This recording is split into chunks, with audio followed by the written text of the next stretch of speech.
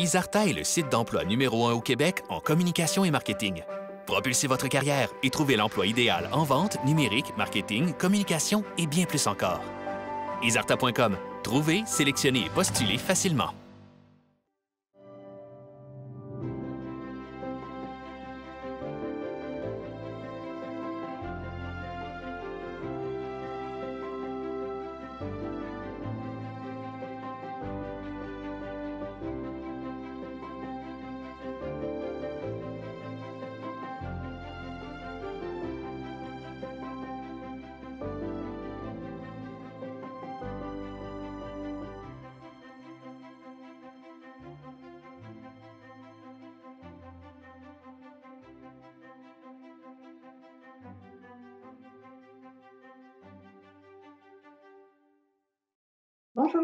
Bonjour et bienvenue à la conférence Midi Express.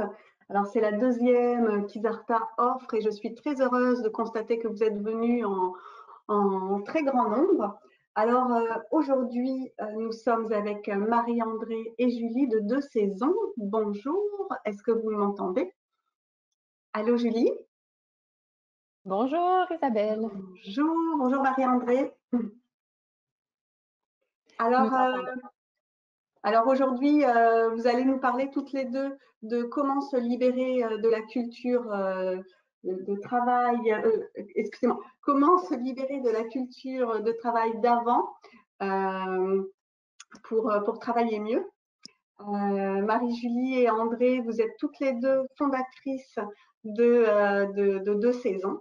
Vous êtes stratège en développement des personnes et des organisations. Et donc, je pense que votre mode de travail, c'est en fin de compte l'art de vivre et mieux travailler. Donc, avant de commencer pour votre présentation ou de vous présenter, je voudrais expliquer en fin de compte aux personnes qui nous suivent, vous pouvez poser vos questions et on y répondra à la fin de la conférence. Donc, il y a une petite flèche en haut à droite de l'écran. Vous pouvez cliquer dessus et poser vos questions. Donc, on y répondra avec plaisir après. Alors, je vous laisse vous présenter Julie et Marie-André et nous exposer donc le thème du sujet aujourd'hui pour la conférence. Bonjour tout le monde. On est en mode webinaire, on ne vous voit pas. Mais donc, n'hésitez pas à nous écrire dans le chat ou justement à écrire vos questions pour la fin, comme Isabelle vous a invité à le faire. Là, ça nous fait toujours plaisir d'échanger avec vous. Donc, nous, comme Isabelle l'a dit, on est Julie et Marie-André. Dans le fond, j'ai écrit sur les diapositives qu'on était ici à titre de bougie d'allumage dans ce mois de janvier froid et un peu peut-être déprimant pour certains. Donc, c'est un peu un jeu de mots. Je pense que c'était une mention dans l'article que Isarta Info a fait sur nous, qu'on était des bougies d'allumage. Donc, je trouvais que c'était un clin d'œil de le ramener et de dire que ce qu'on espère en fait aujourd'hui, ce midi, c'est vous allumer sur quelques bonnes idées en ce mois de janvier confiné. Donc, ça nous fait vraiment plaisir d'être là, de sortir et de voir du monde. On ne vous voit pas, mais on était en mode sortie, en mode première sortie officielle, si on veut, de 2022. Même si, bon, on est en virtuel, donc on fait un peu semblant. Mais bon, on essaye de se mettre quand même dans le mood. Voilà. Mais en feu, Julie, hein, c'est notre premier webinaire de l'année. On est vraiment contente, mais en feu, ça ne veut pas dire qu'on a besoin d'air. Hein? Malgré tout, là, de tout ça, de se dire, on n'est pas toujours en feu. On est aussi souvent en temps blanc. Puis, c'est un peu notre marque de commerce, c'est l'équilibre et la qualité de vie. Puis comme stratège et coach en développement des personnes et des organisations, comme Isabelle disait en introduction, c'est notre prémisse de base, tout ça. Nous, on croit profondément que le sentiment de vivre une vie équilibrée, c'est encore possible. Puis nous, là, chez nous, on appelle ça la satisfaction. On croit aussi que l'équilibre sur papier, c'est possible pour les organisations, puis on appelle ça la saine performance. Vous allez nous entendre répéter ces termes-là un peu pas mal, sûrement. Donc, c'est un peu la blague de la bougie d'allumage. Donc, on va être bien enthousiaste aujourd'hui, mais comme Marie-André, tu l'as dit, après, ça se peut très bien qu'on aille prendre du temps blanc après cette première semaine complète de retour au travail suite à l'école à la maison qu'on a fait la semaine dernière, comme peut-être quelques-uns parmi vous. Donc, si vous nous suivez dans les médias sociaux, sur les médias sociaux, vous savez peut-être qu'est-ce qu'on veut dire par temps blanc. C'est un peu, encore là, un jeu de mots à notre univers, avec un clin d'œil à notre univers et à notre langage. Temps blanc, qu'est-ce que c'est le temps blanc? C'est un concept qui vient du mot white space là, en anglais, qu'on s'est approprié, qu'on a éclaté pour l'amener dans notre mindset, dans notre culture du travail, parce que c'est de ce qu'on va se parler aujourd'hui. Donc, le temps blanc, c'est l'action de prendre du temps loin des écrans, ou en tout cas, à travers l'écran comme aujourd'hui, pour reconnecter à soi, à la nature, pour prendre du recul, un recul stratégique, réfléchir. C'est du temps qui nous manque cruellement, on dirait, ces temps-ci, en tout cas, quand on parle à bien des gens, c'est ce qu'on entend. Donc, c'est un peu notre spécialité, le temps blanc. Donc, aujourd'hui, c'est un peu votre temps blanc que vous prenez avec nous. Donc, merci d'être là avec nous. Pour la petite histoire, donc, nous, Marie-André et moi, on vient du monde des agences créatives. Moi, j'étais stratège d'affaires spécialisée là, en positionnement, déploiement de marques là, de façon 360, donc marque et marque employeur. J'avais un grand intérêt pour la marque employeur. Pendant 10 ans, j'ai étudié beaucoup la marque employeur, j'ai travaillé et je m'intéressais beaucoup au nouveau modèle d'organisation du travail, au développement des personnes à travers le monde du travail, au développement des organisations.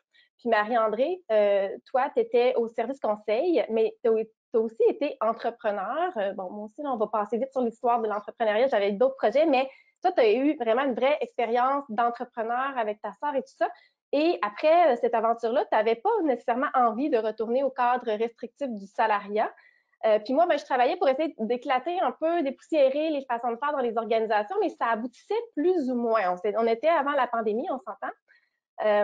Donc, on a créé en 2019 notre entreprise ensemble, à la croisée des chemins de nos histoires. Puis donc, en toute honnêteté, on a quitté parce que on était pleine d'ambition. Puis comme tu le disais, le salariat nous offrait pas la flexibilité et la qualité de vie à laquelle on aspirait. En fait, c'est aussi simple que ça. C'est comme notre grande démission avant le temps, dans le fond. Avant le temps, ben oui, puis là, on en parle beaucoup de ça, c'est d'actualité, mais c'était tout ça, dans le mode dans lequel on était, ben, c'était avant le télétravail puis le mode hybride.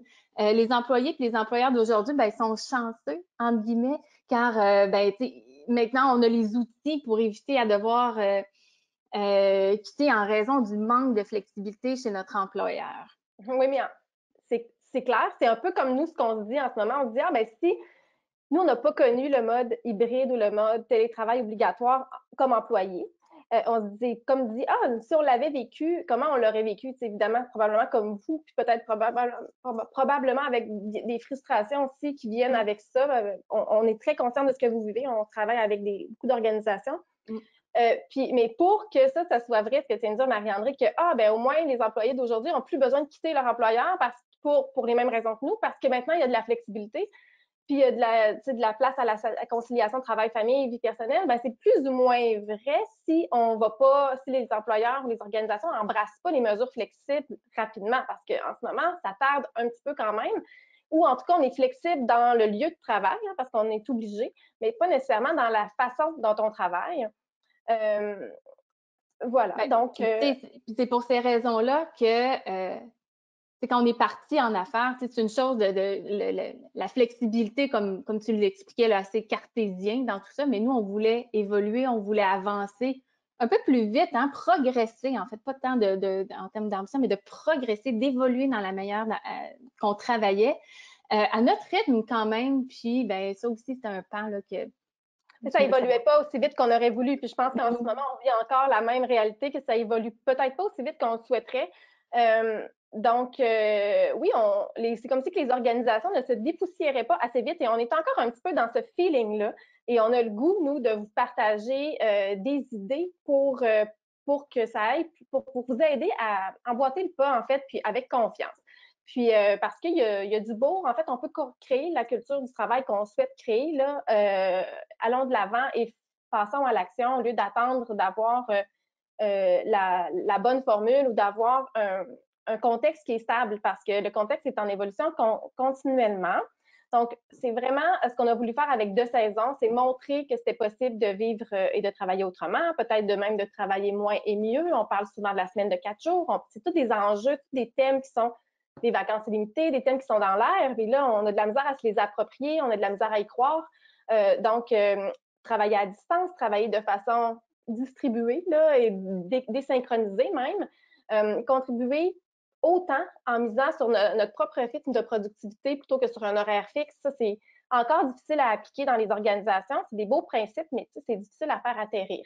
Donc, on voulait le faire pour aider les organisations à se démarquer puis à continuer d'offrir une belle offre à leurs employés, mais on voulait surtout aussi aider ceux qui étaient encore dans les organisations, qui n'étaient pas comme nous, qui n'avaient pas quitté les organisations.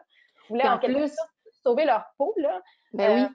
Oui, parce que... On avait tellement d'amis autour de nous puis de collègues qui étaient en burn-out, ça nous a un peu choqués, tu sais, puis c'est pas fini. Donc, c'est une des faits là, qui nous ont menés à vouloir révolutionner un peu le monde du travail. Oui, c'est probablement des thèmes dans lesquels vous vous retrouvez, des discussions que vous avez avec vos amis quand vous faisiez des soupers, ou peut-être si vous avez vu des gens un peu dans le temps des fêtes, mais c'est des thèmes qui reviennent et tout le monde sent venir la transformation du monde du travail, mais personne, on le sent, mais c'est pas nécessairement toujours dit. Il y a encore beaucoup de non-dits. Donc, nous, on sentait ce mouvement de fond-là, on le sentait accélérer, devenir omniprésent. On sentait le point de fracture là, de la culture du travail arriver. Sans joke, des fois, vas-y. On se dit qu'on était comme dans Don't Look Up. Je sais pas si vous avez vu le film. C'est bon, c'est un peu apocalyptique, tout ça, mais nous, c'est avec la pénurie de main-d'œuvre. Il y en a plusieurs qui l'avaient prévu, qui le voyaient venir. La grande démission, un peu moins. Avec la COVID, c'est pas pantoute. On l'avait pas vu du tout. Mais tu sais, des fois, on se dit, coudonc, voilà, on était peut-être un peu précurseur de tout ça qu'on avait vu venir. Certainement. Mais tu sais, je pense que blague à part, quand on met tout ça ensemble, ça fait quand même énormément de changements, beaucoup de changements. C'est pas toujours évident de s'y retrouver. Mais comme on revient jamais en arrière dans la vie, on doit se tourner vraiment vers l'avenir et se demander non seulement de quoi ça va ressembler, on essaie de prédire à quoi ça va ressembler l'avenir du travail. Est-ce qu'il va être hybride? Est-ce qu'il sera pas hybride? Mais ce qu'il faut aussi se demander, c'est nous, là, à quoi on a envie que ça ressemble l'avenir du travail dans notre équipe, dans notre organisation, puis créer notre propre modèle dans le fond. Parce que peut-être qu'il n'y aura pas juste une réponse à cette question-là, il va en avoir plusieurs.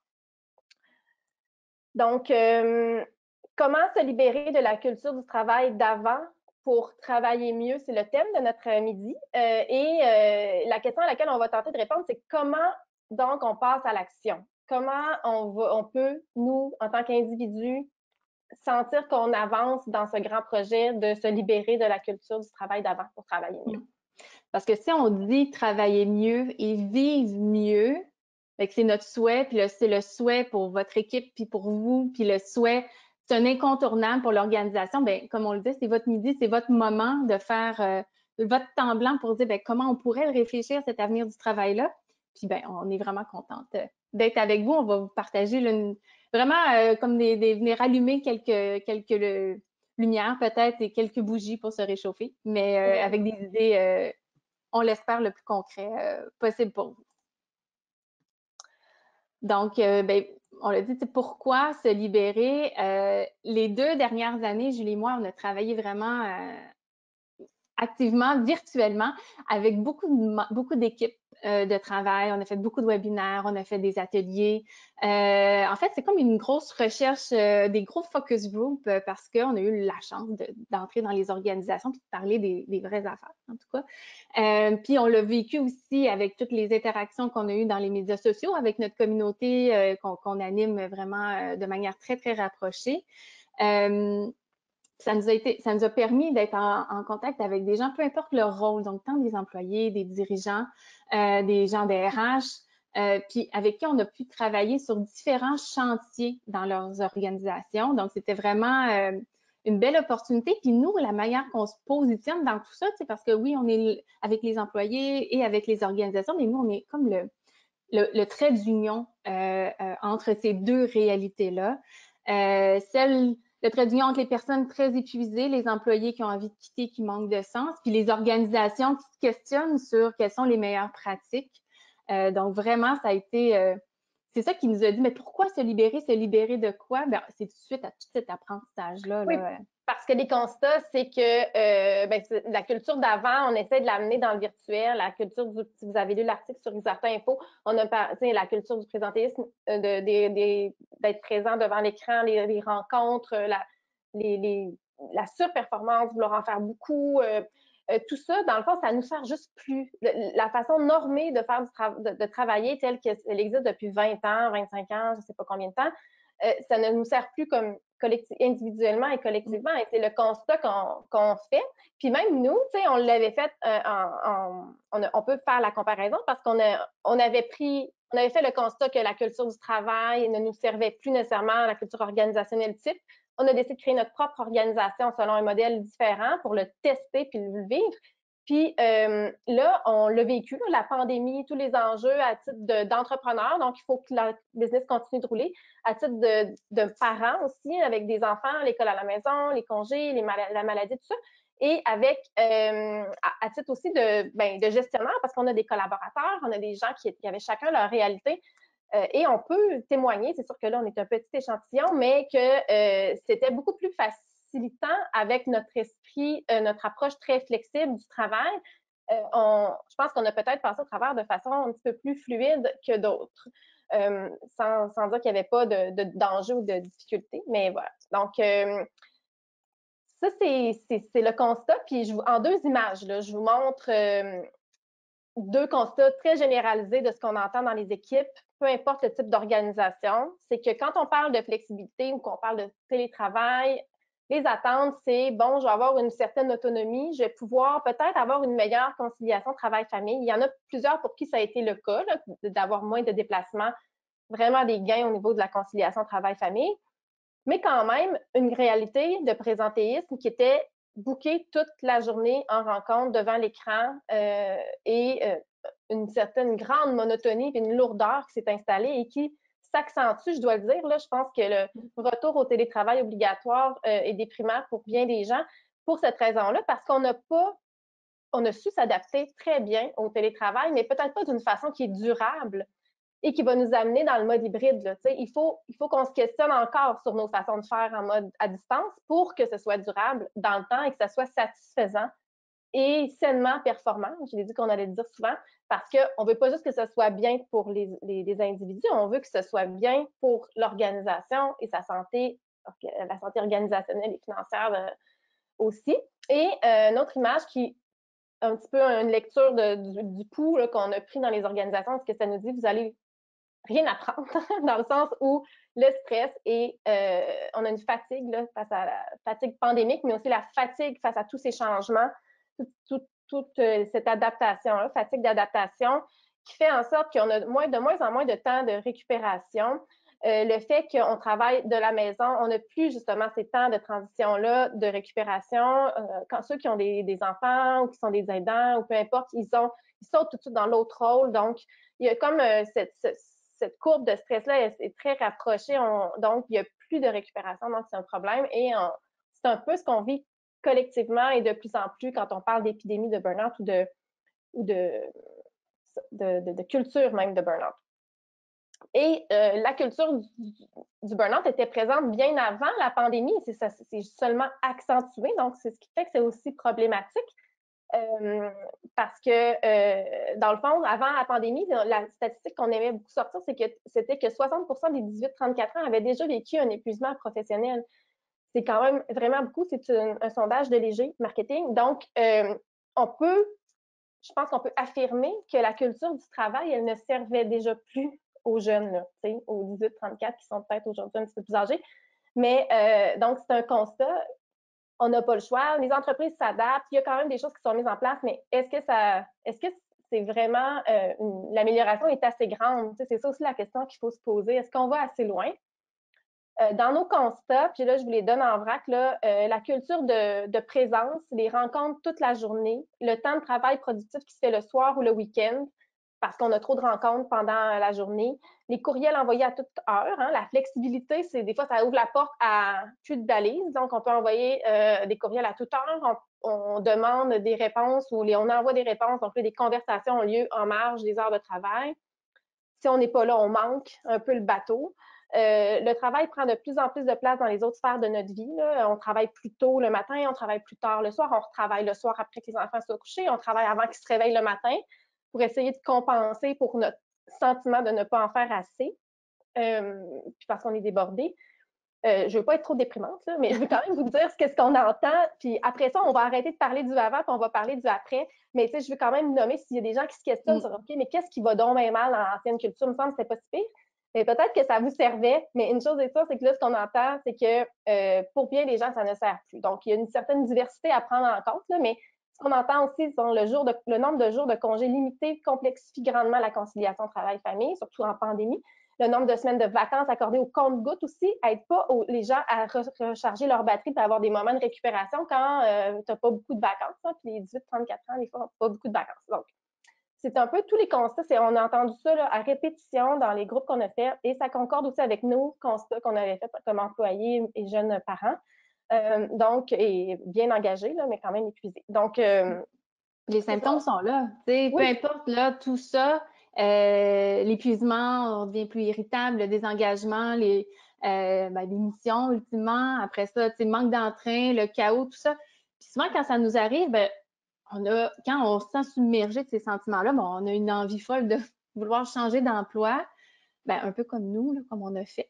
Mais comme les employés de la grande démission, de ce qu'on voit, les grands mouvements, mais parfois, ailleurs, la culture est pas meilleure, c'est pas plus vert. Donc, ça continue d'être problématique. Puis la fatigue s'accumule. Puis en fait, c'est un problème de culture. Puis la question à poser, c'est est-ce que c'est à nous de changer d'emploi individuellement? Est-ce que ça va régler le problème vraiment? Ou est-ce que c'est à l'organisation au monde du travail de transformer sa culture pour le bien de tous? Et en fonction de chacun leur réalité, évidemment, parce que d'une entreprise à l'autre, les enjeux sont peut-être différents ou les irritants sont différents, donc ça vaut la peine d'investiguer un peu. Une belle citation sur la culture. Oui. Sur le changement, tu sais.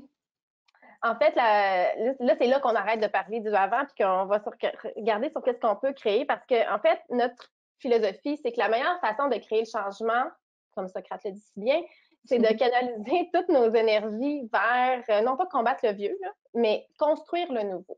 Donc, c'est de ça qu'on va se parler aujourd'hui.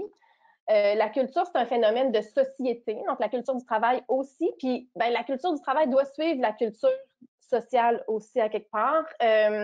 Donc, c'est un phénomène de groupe et c'est donc à personne en particulier, mais un peu à tout le monde de participer à sa transformation. Donc, aujourd'hui, on veut vous donner des idées pour que vous puissiez avancer là-dedans et sentir que vous avez du pouvoir, en fait.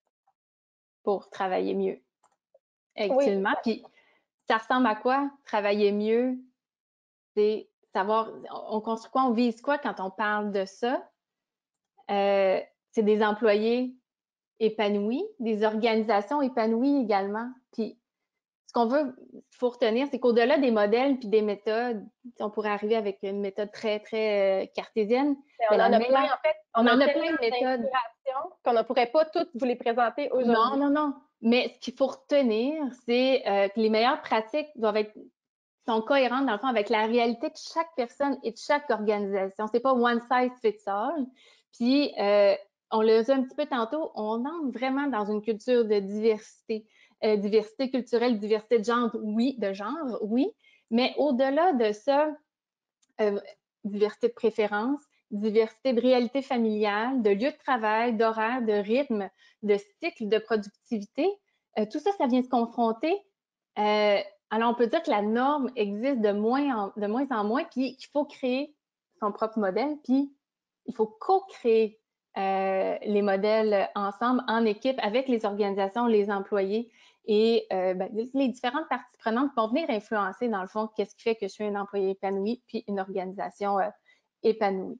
Oui, puis alors l'équation qui est là, tu sais, il faut comprendre que des employés, des fois on dit, ah, ben, quand l'organisation va avoir sorti sa tête de l'eau, là, on pourra s'occuper du monde. Mais dans le fond, c'est le contraire. C'est que quand les gens sont épanouis puis qu'ils ont un certain calme et une disposition et ils ont repris leur souffle, ben là, ils s'engagent et là, ils créent une organisation qui aide l'organisation à s'épanouir. Donc, c'est vraiment les employés créent l'organisation épanouie parce qu'une organisation sans employés, ça existe comme pas. Donc, c'est plus une organisation, c'est une marque, je sais pas. Donc, C'est quoi les besoins qu'on entend souvent? Ben, on a listé quelques-uns, hein, Julie? oui, puis on en a parlé un peu tantôt, le besoin d'autonomie, le besoin d'une meilleure conciliation travail-famille, une meilleure collaboration à distance aussi, une meilleure communication à distance, une plus grande clarté des rôles, surtout des priorités, hein, parce qu'on en a trop à faire, donc il faut bien prioriser les missions, notre mission dans l'organisation, à quoi je contribue, le sens. Donc, besoin de responsabilisation et d'engagement. Les employeurs, eux, veulent beaucoup ça. Et les employés aussi veulent se sentir engagés dans leur travail, mais on dirait qu'on a de la misère à créer cet engagement-là. Meilleure gestion du temps de travail, des objectifs réalistes, une charge de travail qui est moins grande. La charge mentale, c'est on fait des sondages, c'est dans le top. Rétroaction en continu, donc une connexion, sentiment de connexion avec l'équipe, avec son gestionnaire, qui est un besoin nommé. Et personnalisation de la progression des apprentissages. Donc, beaucoup de personnalisation, ça va avec la diversité des besoins, diversité. Donc, on est là avec tout ça, puis il faut se créer un plan, dans le fond, mais ça vaut la peine d'ouvrir la discussion avec les collègues, avec son équipe, même immédiate, là, pas obligé d'être pour venir nommer ces éléments-là, pour pouvoir construire à partir de la réalité des gens et de leurs besoins. Donc, tout ça étant dit, les besoins des gens, les diversités des besoins de tout le monde, ben, on vous invite à faire votre projet 2020-2022, de construire une culture saine et flexible dans un esprit qui est gagnant-gagnant. Je le disais, hein, le trio, toujours super important. Employés, organisations, gestionnaires, tout ce beau monde-là qui collabore ensemble. Oui, parce qu'à ce stade-ci, je pense que c'est vraiment nécessaire que toutes les organisations aient un projet autour de l'avenir du travail, puis un projet qui, comme tu l'as dit, Marie-André, permet aux gens de s'exprimer autour de leurs souhaits, et pas juste par sondage, mais aussi humainement, là, de venir discuter, de venir échanger des points de vue, échanger des idées. Oui, c'est ça, exactement.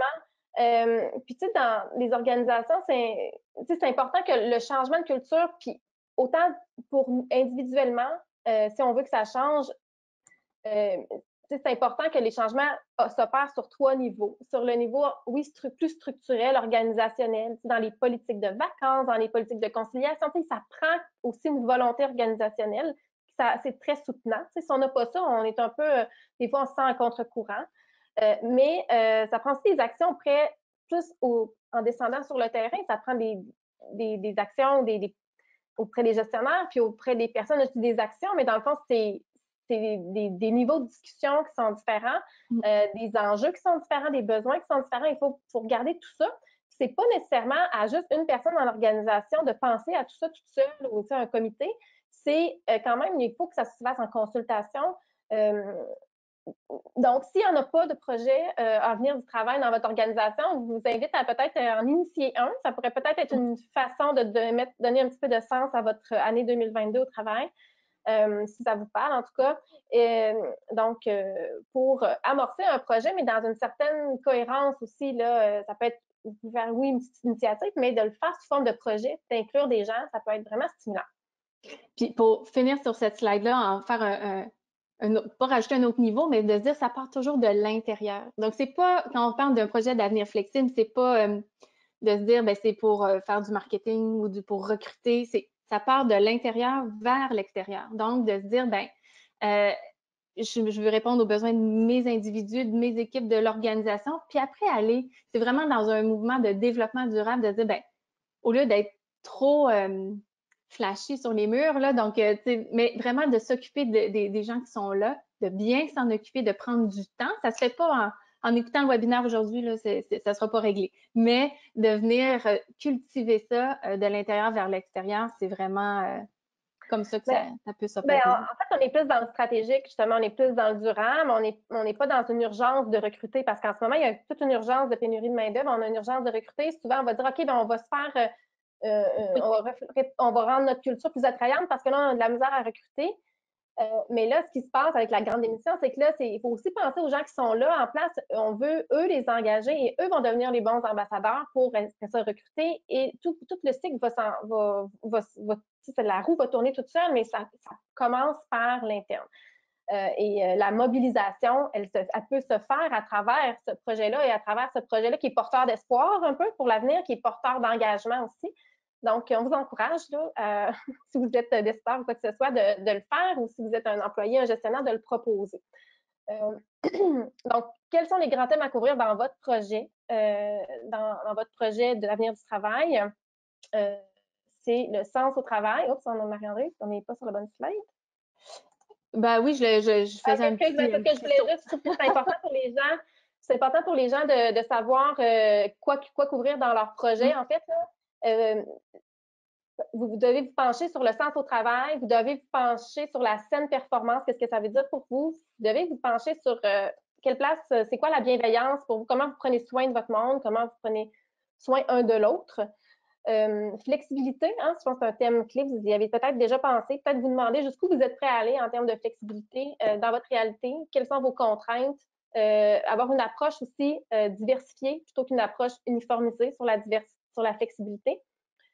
Culture apprenante, en quoi est-ce que vous avez une culture apprenante ou pas dans votre organisation, comment elle se vit. Et vous penchez aussi sur la satisfaction, travail, famille, vie personnelle. On parle beaucoup de conciliation, mais nous, on aime bien utiliser satisfaction, comme on le voyait à la slide suivante. Quand vous a fait un petit résumé de notre vision sur le maintenant, donc et l'avenir du travail, et le avant. Quand on dit qu'on veut se libérer, on veut se libérer d'un accent sur la tâche, un accent sur la performance, une approche désensibilisée, où est-ce qu'on c'est un peu, on garde une distance émotionnelle avec les collègues, on reste neutre et très professionnel, mais c'est correct, mais tu sais, pas beaucoup de vulnérabilité ou de connexion plus vraie. Où est-ce que on parle de conciliation travail-famille, mais on peut tout concilier sans être très satisfait. Donc maintenant, sens au travail, saine performance, bienveillance, flexibilité et satisfaction, travail, famille, vie personnelle, ce serait ce qu'on vise dans le fond. Et nous, c'est ça sur les thèmes sur lesquels on travaille, autant avec les individus, les gestionnaires que les organisations. Puis, juste pour être clair, c'est pas une question de répondre aux caprices des employés. Hein. C'est un discours ambiant autour de la culture d'entreprise qui prétend que les employés, ben, ils en veulent toujours plus, puis ils donnent pas nécessairement plus en retour. Ça, là, c'est ce qu'il faut laisser derrière. C'est ce qu'on veut plus entendre. C'est une croyance un peu dommageable, je pense, qui est pas très intéressant. Surtout quand on pense que ce qu'on veut, c'est une organisation épanouie, puis on veut, bien évidemment, que notre impact social en tant qu'organisation soit positif, tant à l'interne qu'à l'externe. Donc, on veut être une organisation bienveillante. C'est ce que demain, la plus grande stratégie d'affaires, la plus universelle, la plus durable, je pense, c'est d'avoir un impact positif sur le monde quand on est une organisation. Donc, des fois, c'est à travers nos services, on le voit beaucoup là, mais il faut le voir aussi au travers de comment, entre nous, on a un impact positif un sur l'autre. Donc, c'est plutôt une question de mettre en place les conditions qui sont propices à la confiance mutuelle, justement, et à l'engagement. Donc, l'engagement vient avec une confiance, avec le sentiment qu'on est estimé, puis que notre contribution est estimée et que notre personne est estimée aussi. Donc, tout ça, c'est tout interconnecté, finalement. Ah oui, puis tout ça, là, tu sais, que tu disais, de la créativité, le courage que ça peut amener, cette espèce de confiance mutuelle-là, ben, c'est des compétences d'avenir. Ça demande une bonne dose d'observation de soi pour corriger peut-être des fois des petits réflexes ou des petites mauvaises habitudes comme, bon, ne pas inclure tout le monde en réunion, tout ça. Donc, c'est vraiment des compétences d'avenir qui sont à cultiver et à pratiquer le plus souvent possible. Oui, on parle beaucoup de s'écouter, de discuter ensemble, d'avoir le courage d'en parler entre collègues et de s'ouvrir. Et après ça, le courage de dire, OK, on fait quoi avec ça? Et qu'est-ce qu'on crée ensemble, là, dans le fond? C'est tout à fait, quand on parle d'agilité, c'est une autre forme d'agilité aussi. On s'est adapté, on était agile avec la pandémie, mais ça, c'est une autre forme. C'est une autre forme de résilience humaine, là, dans un certain sens.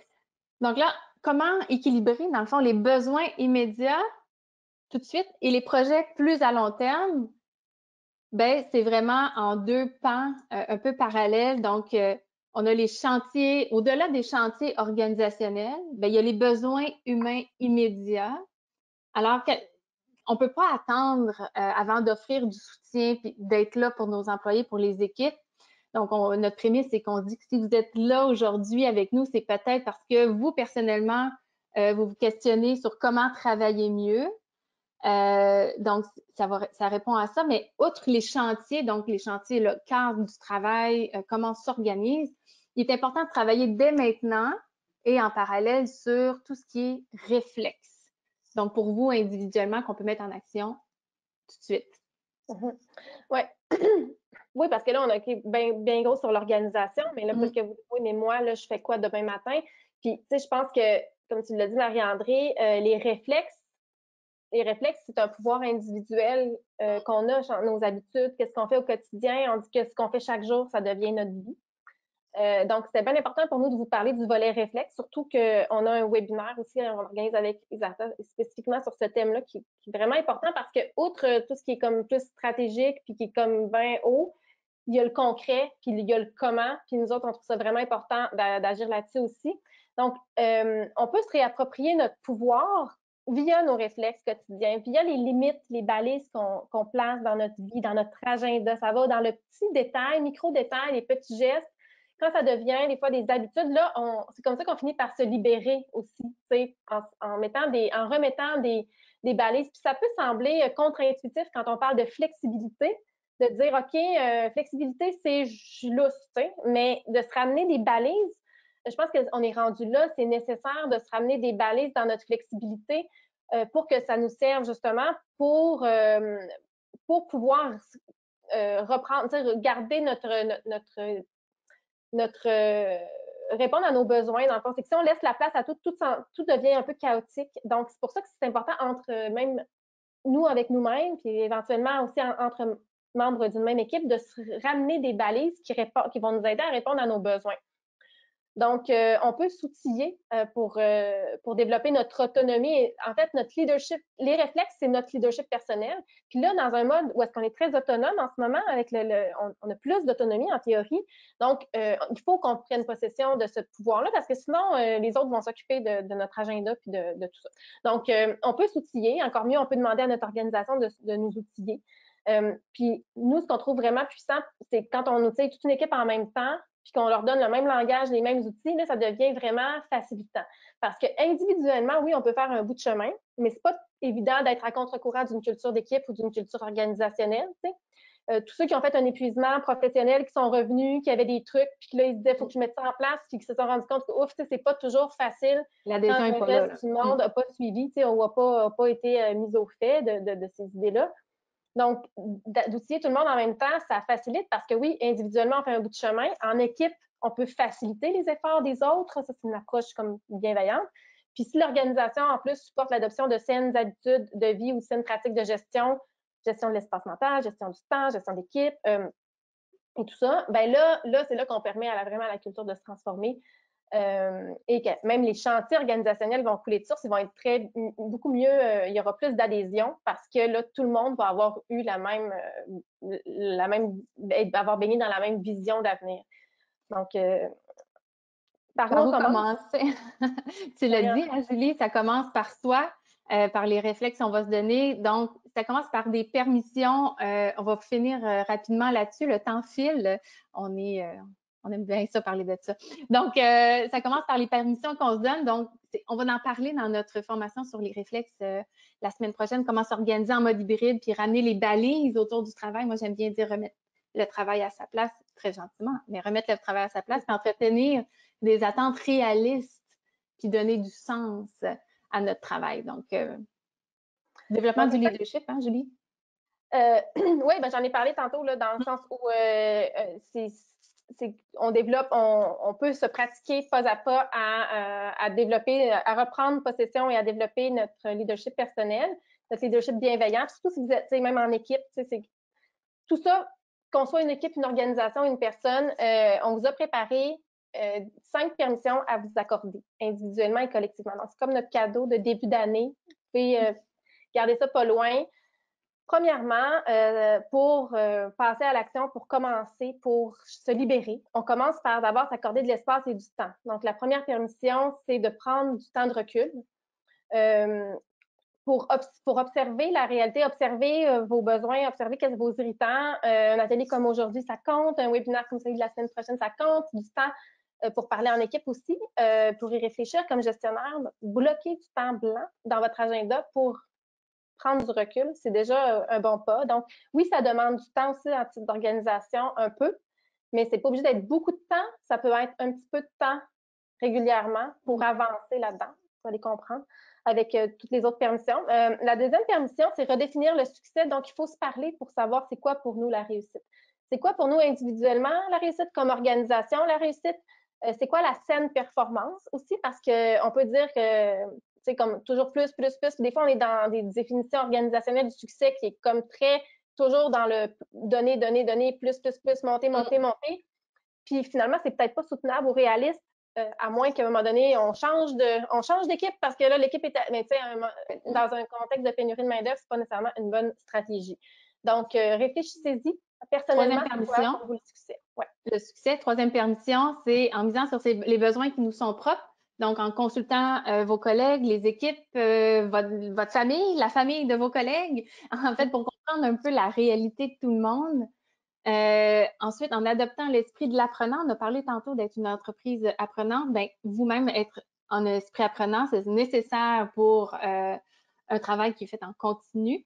Ben, en fait, c'est un travail continu plutôt que je voulais dire, puis de faire pas à pas. Donc, de pas attendre nécessairement le grand chantier organisationnel, commencer par une action, ça peut être une discussion, un atelier, ben, comme on l'a dit, le webinaire aujourd'hui, c'est déjà un super premier pas. Donc, voilà, on vous laisse avec un devoir à cogiter. Oui, je vais l'expliquer. Ouais, je vais l'expliquer. Dans le fond, je ne sais pas si vous avez pris un screenshot des 5 permissions, mais l'idée, c'est de faire pas à pas, comme tu disais, Marie-André, de ne pas se mettre de vraiment juste s'engager, commencer tout de suite.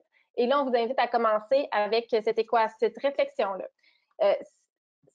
Ça, c'est une équation qui a été partagée, que moi, j'ai obtenue à partir d'une conférence de Jacques Forêt, qui est psychologue rechercheur. Là.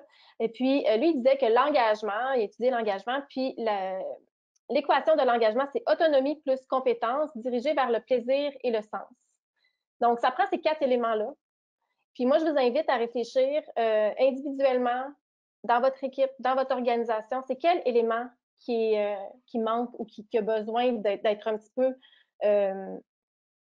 augmenté, oui, nourri et qui est jardiné, en tout cas, pour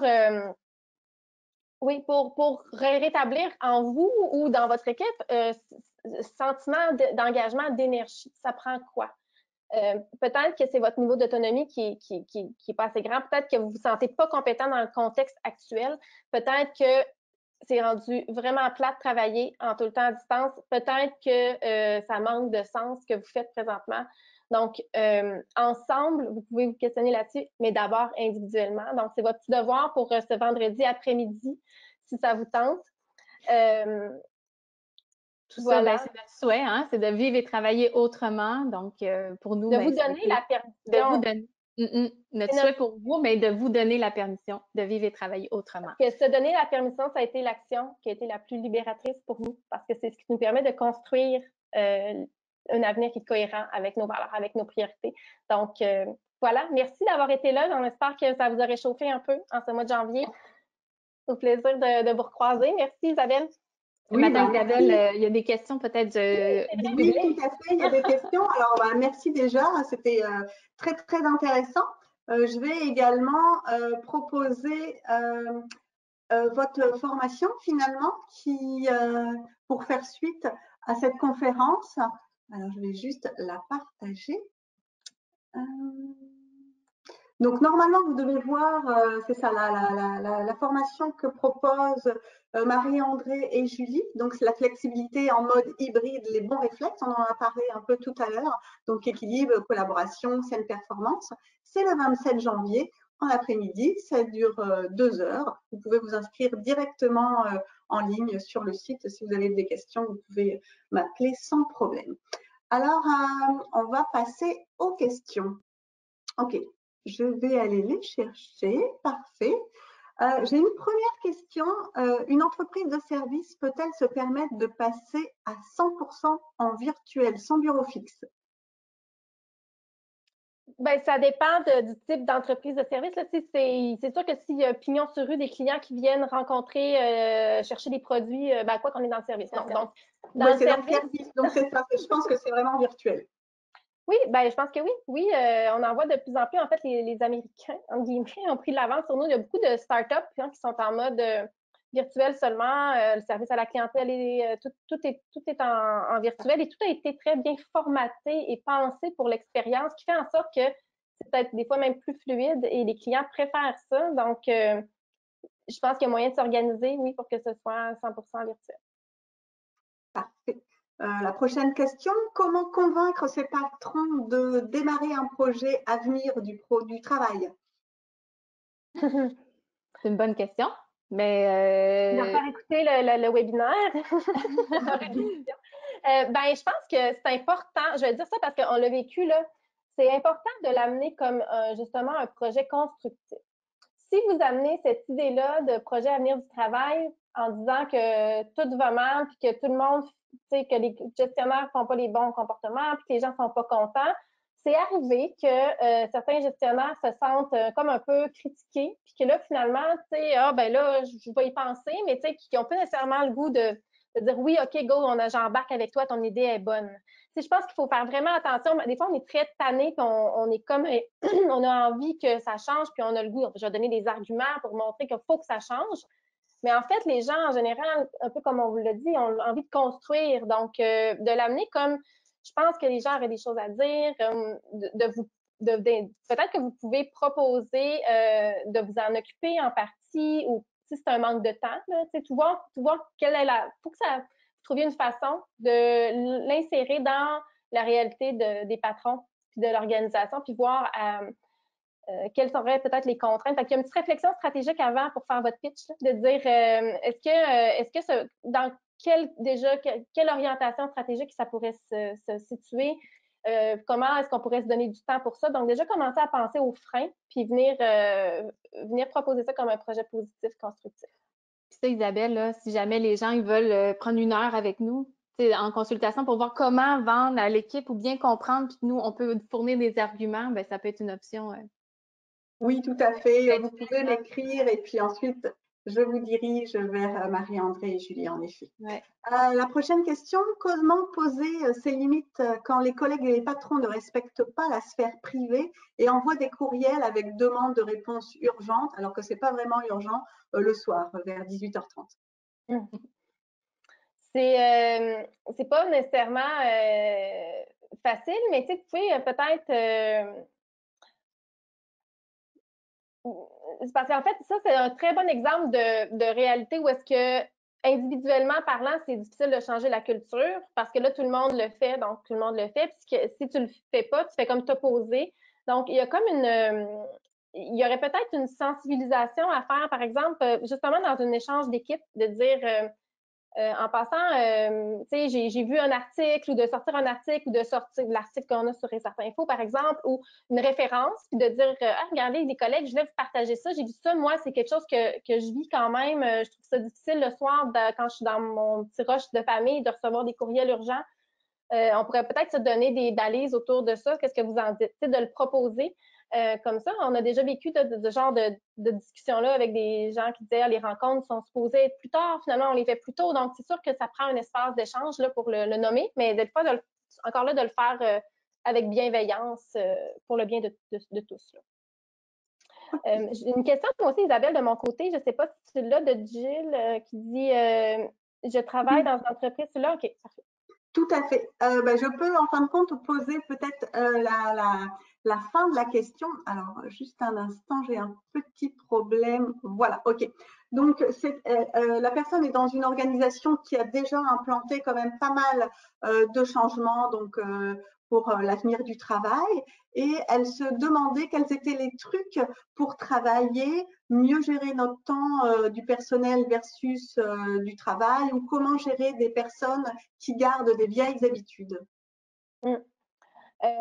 En fait, mieux gérer notre temps de travail, on a tout un modèle, on va en parler là, vendredi, je ne pourrais pas l'expliquer en détail, mais notre modèle, le modèle temps blanc, puis souvent on va l'enseigner dans les équipes aussi, ça permet de prendre conscience justement de souvent du fait qu'on veut trop en faire par rapport au temps qu'on a, puis qu'il y a bien des tâches ou des choses qu'on doit faire en équipe ou personnellement qu'on ne met pas dans l'agenda, donc ça déborde. Donc, on fait prendre une prise de conscience, puis on fait travailler. Donc, je te ramènerai l'idée du temps blanc puisque je l'ai expliqué là. Le temps blanc, c'est de se prendre du temps pour prendre du recul, donc de s'assurer d'avoir du temps, des plages horaires qui ne sont pas remplies dans son agenda. C'est comme une base et de respecter ce temps-là et par exemple, là, de prendre des pauses entre les rencontres. Tu sais, ça pourrait être une bonne façon de sentir qu'on est moins submergé de rencontres et de le bloquer dans son agenda et de demander à ses collègues de respecter ce temps-là, d'avoir du temps de réflexion stratégique aussi dans son agenda pour prendre du recul. Donc, c'est toutes des bonnes pratiques pour aérer un peu puis avoir moins l'impression que le travail nous mène, mais plutôt reprendre le leadership sur notre travail. Et pour gérer les personnes qui gardent des vieilles habitudes, ben c'est encore là de jouer le rôle de l'ambassadeur ou de l'ambassadrice, de dire hey, moi je fais ça, ça m'aide vraiment beaucoup, je me sens vraiment plus productif puis plus efficace quand je fais ça. Donc, si j'ai mon temps j'aimerais ça que tu le respectes, que tu ne me bookes pas par-dessus, ou je ne serai pas disponible là, mais tu sais, de vraiment juste maintenir nos limites. Puis à un moment donné, de ramener la personne à l'intérieur du cadre on s'est donné, tout encore là dans la bienveillance. Donc, au lieu de nourrir notre frustration, ça demande un certain leadership de soi, mais avec la pratique, ça devient plus facile. OK. Une autre question. Comment composer avec des collègues négatifs face à la situation et au travail à distance? Apparemment, c'est épuisant. Oui, ça, c'est pas évident encore là, tu sais, c'est des très bons exemples que la culture nous affecte. Tu sais, même si nous, on a plein de bonnes intentions d'être positifs et tout ça, puis on arrive au travail, aujourd'hui, j'ai passé une belle journée. Tu sais, au début de la rencontre, tout le monde chiale, puis là, tu fais « Oh, mon Dieu, c'est lourd, tu sais, comment je me sors la tête de l'eau, de tout ça? » Moi, je pense que c'est d'être bienveillant avec ces gens-là. On peut leur demander, ouais, ça serait quoi ton besoin? C'est quoi que tu un peu jouer le leader coach, là, de dire, ouais, c'est quoi qui se cache derrière ces émotions négatives-là? C'est quel besoin qui n'a pas été répondu? Donc, on peut essayer de creuser comme ça, puis au moins juste d'amener la discussion sur un autre angle que juste le chialage, là, si on veut. Et c'est ça, et d'essayer de pas prendre leur énergie, puis de respecter que leur réalité est différente aussi. Là. OK, on va prendre encore 3 questions, on va déborder un petit peu. Comment briser l'isolement et rendre ces journées moins monotones quand on est laissé à soi-même? C'est encore là, c'est l'autonomie, en fait, que ça nous donne, qu'on a une certaine autonomie de venir ajouter un petit peu de oomph dans nos journées. On peut utiliser nos temps de transition le matin, le soir, où est-ce habituellement on était en déplacement. Nous, on recommande beaucoup de sortir, c'est très cliché, mais d'aller dehors, au contact de la nature, ça aide vraiment beaucoup à juste faire bouger l'énergie, nous amener un peu d'énergie positive. Et moi, je vous invite à initier des projets dans ce temps-là. Initier des conversations, initier des idées. Vous avez peut-être un chat. Dire, hey, ça vous tenterait-tu? Qui voudrait faire un midi? Je sais que c'est pas ça qui vient changer la culture, mais des fois, si notre besoin à nous, c'est de briser l'isolement, il y a sûrement une façon dont on peut, à travers laquelle on peut répondre à notre besoin de façon autonome, puis dans un délai raisonnable, en allant vers les gens, en allant vers en proposant des choses. Ça peut être à l'intérieur de notre équipe de travail, mais ça peut aussi être avec un réseau externe. Donc, c'est pas facile en mode virtuel et confinement de faire ça, là, mais on peut trouver peut-être des idées créatives qui sont en lien avec nos intérêts et avec nos passions.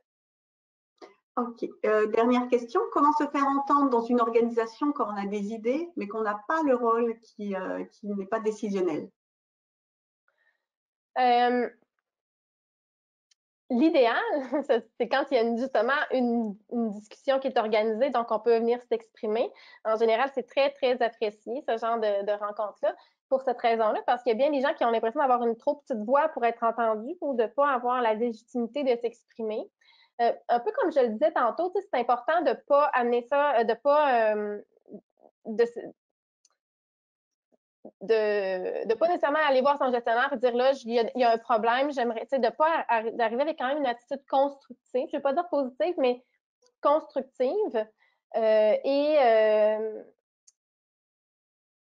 de s'exercer en fait à parler plus, parler dans les rencontres un petit peu plus, prendre la parole après ça auprès de son gestionnaire, puis tu sais, votre voix est importante, je pense que c'est important que tout le monde puisse s'exprimer.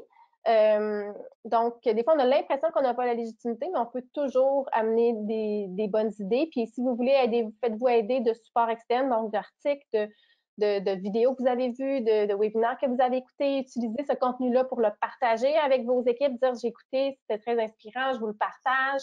Donc, de jouer un peu le rôle de l'inspiration, d'amener de l'inspiration dans l'équipe, ça passe quand même toujours bien. D'accord. Bon, bah, écoutez, merci beaucoup. C'était très intéressant.